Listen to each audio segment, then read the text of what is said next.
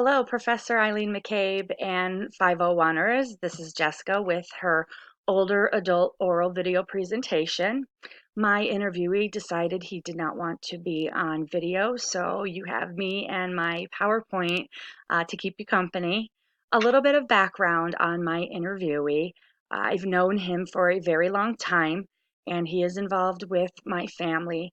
But unfortunately, because of the length of time that I've known him, I've really not had a chance to get to know him, except for the negative aspects that have gone on in his life.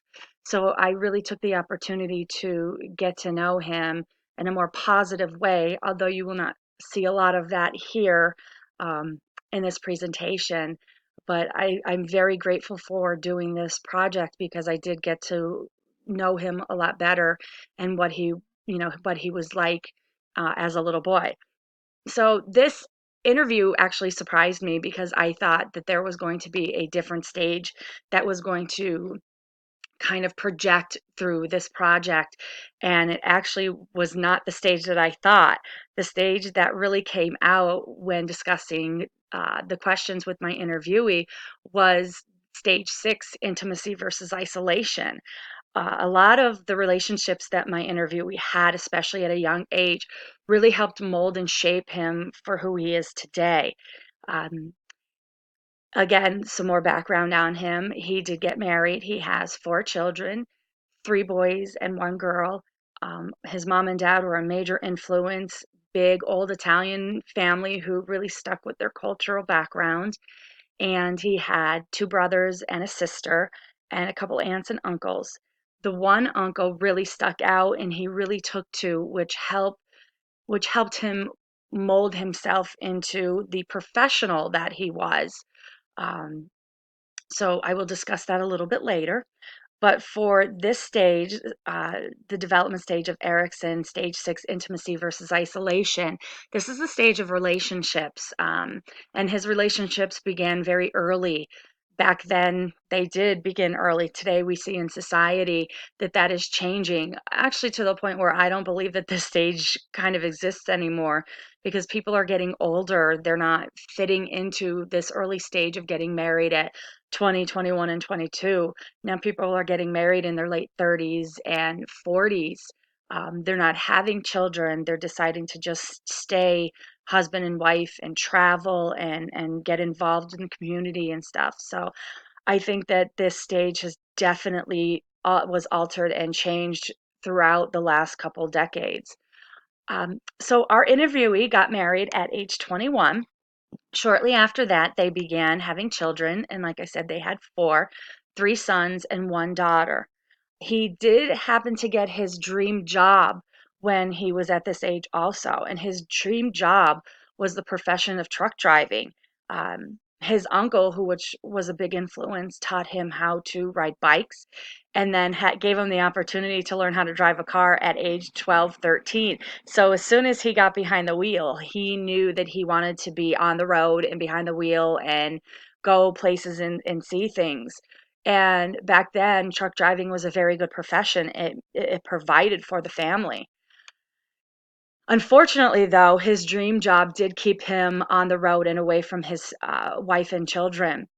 Because he didn't have a further education, um, he was unable to find jobs that were able to be closer to home.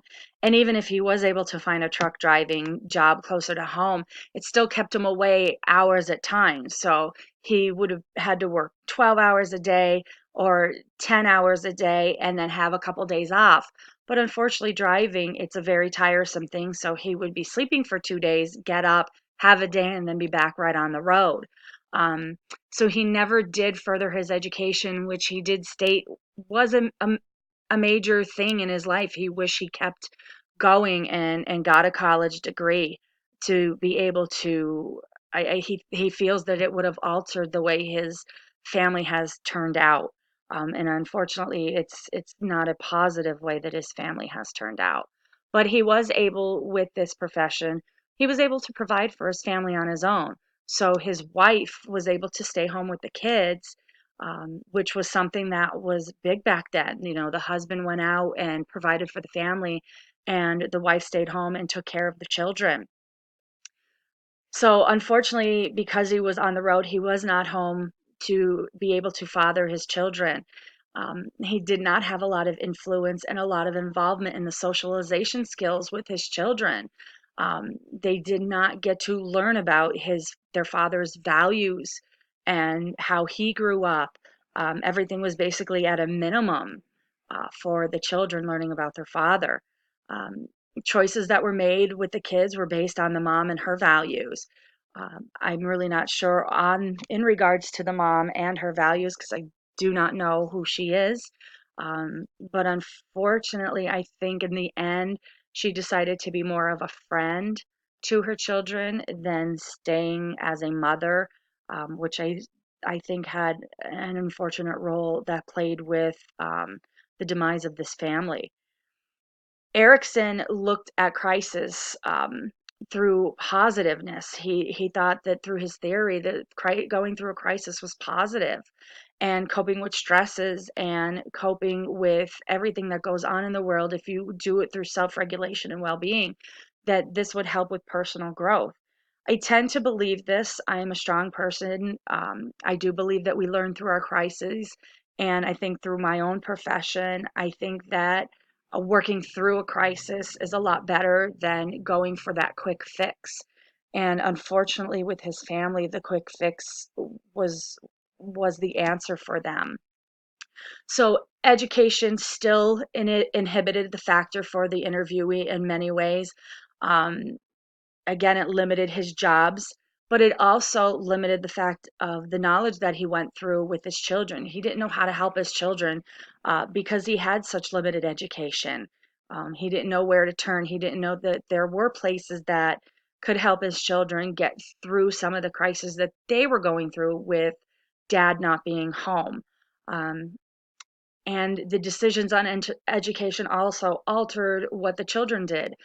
His children also did not follow through with increased education.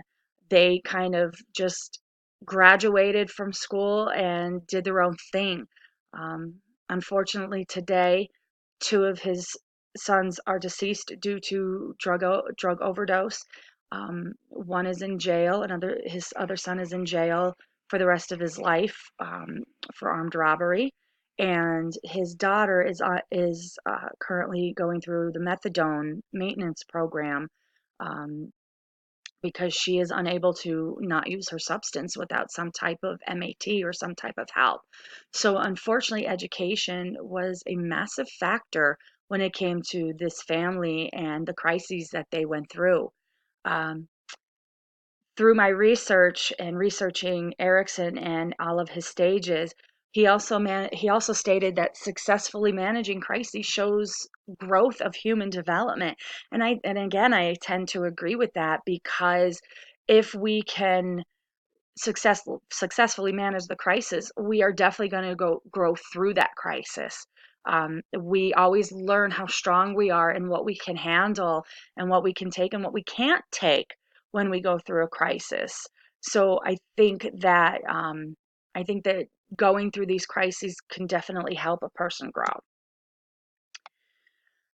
Again, our interviewee really had a hard time and really struggled through this part because he does have a lot of regrets not being home and helping his family deal with what they were dealing with at home. And mom kind of took the role as a friend instead of a parent and got involved with using substances with her children. Um, so he does have a lot of regrets not being able to be there and teach his children the difference between right and wrong, um, and helping them through some of the things that they went through.